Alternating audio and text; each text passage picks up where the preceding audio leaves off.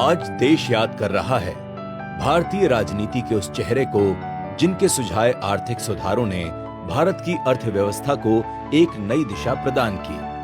आज देश याद कर रहा है अरुण जेटली जी को, जिनके राजनीतिक जीवन की शुरुआत हुई 1974 की संपूर्ण क्रांति से, जब निरंकुश सत्ता के खिलाफ पूरा देश एकजुट हो रहा था।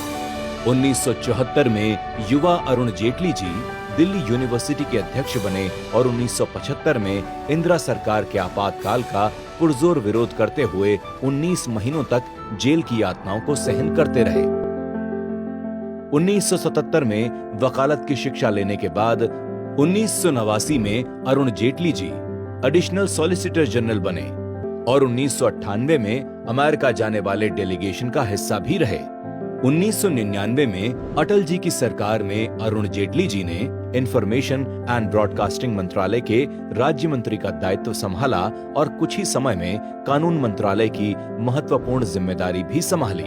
2009 में अरुण जेटली जी राज्यसभा में विपक्ष के नेता चुने गए और संसद में उनके तर्क विरोधियों की बोलती बंद कर देते थे।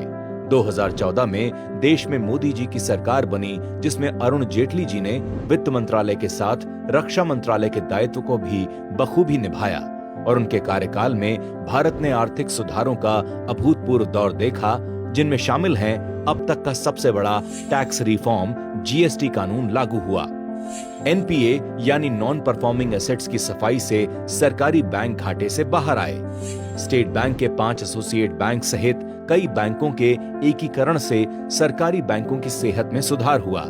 राजकोषीय घाटा ऐतिहासिक रूप से कम हुआ।